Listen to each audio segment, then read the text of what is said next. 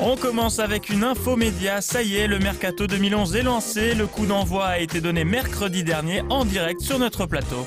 C'est une manie d'être contre tout comme tout le temps. Mais c'est chiant d'être contre tout comme ça. Mais quand vous enlevez votre masque à la maison, vous êtes comment? Il y a quand même au moins 2-3 trucs positifs, quoi. Mais c'est pas un peu dénigrant, justement, de dire la chanteuse?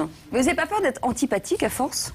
C'est donc officiel, Marc-Olivier Fogel est de retour à la télé. Retrouvez-le tous les soirs aux côtés de Jean-Marc Morandini sur Direct 8. Attention, la coupe de cheveux a changé, mais le ton reste le même. Allez, quelques rapides infos en brief à Guy. Nos invités ont mis les féculents à l'honneur. La patte de W9 et la patte de Vie Croisée, j'arrive un petit peu avec ma patte. Ma patte, c'est que... Et surtout que c'est Delarue qui fait qu'il y a une patte, enfin, ils savent faire. Et on garde la patte française, cette patte quand même française. On essaye de garder vraiment la patte française. Et je pense qu'il faut garder la patte française. Vous avez aimé, on a échangé nos mamans. Vous adorerez, on a échangé nos vêtements. Pour le premier numéro, Valérie Damido et Cécile de Ménibus.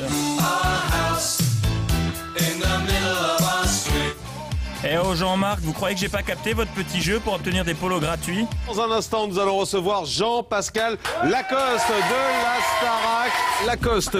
Lacoste. C'est aussi ça, Morandini, dégoter l'experte la plus à même de parler d'X Factor. Voilà pour la présentation d'X Factor qui arrive ce soir sur M6 avec nous pour en parler. Gaël Guitare, bonjour. Et enfin, Angela Lorente, la patronne de la télé-réalité de TF1, nous a tout dévoilé sur Carré Bide. VIP, pardon, il y avait une coquille dans mon texte, mais bon, c'était pas limpide. Normalement, tous les candidats, quand ils viennent pour des autres programmes, pour Koh-Lanta, cette story ou des autres programmes, ils vont ensemble pendant quelques semaines. Il y a aussi des candidats qui veulent se présenter, s'ils bip ou il est anonyme. La télé est un peu comme un self, c'est bien fermement.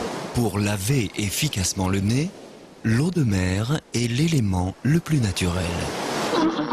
Vous l'avez remarqué, Cécile était absente hier soir, c'est donc Rodolphe Delaboulé qui a assuré l'intérim. Rodolphe, une main-d'œuvre défiant toute concurrence. La semaine dernière, déjà, il avait remplacé au pied levé Laurent Artufel. Conséquence numéro 1, beaucoup moins de bafouillage, mais conséquence numéro 2, il a tenu la moitié de l'émission à lui seul. On va s'intéresser à vos mails et on accueille Rodolphe Delaboulé. Les dernières infos qui nous sont arrivées avec vous, Rodolphe. Et auparavant, les images des télés du monde avec vous, Rodolphe.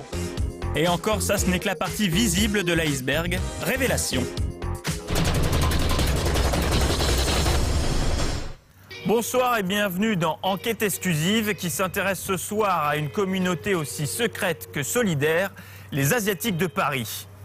Leur présence en nombre attise bon nombre de convoitises, de fantasmes et de soupçons, mais derrière cette réussite flamboyante se cache le fruit d'un travail acharné et un moral d'acier. Enquête sur l'exploitation des Asiatiques de Paris, c'est une enquête signée Jocelyn Abdé et Jérémy Fasquelle pour le débrief et Enquête exclusive. 7h, Rodolphe est standardiste d'une boîte de prod. En deux molles France, bonjour. Oui, qui dois-je annoncer? Très bien, je le passe. 11h, livraison de sushi. Tenez, comme convenu, menu B, bacon buzz, hein. Merci. Salut. 14h, direction l'éléphant bleu. C'est bon les mecs, la kangou maintenant.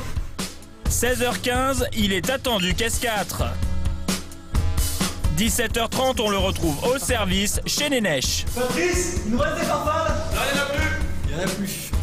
18h40, il enquille 3 chroniques sur Direct 8.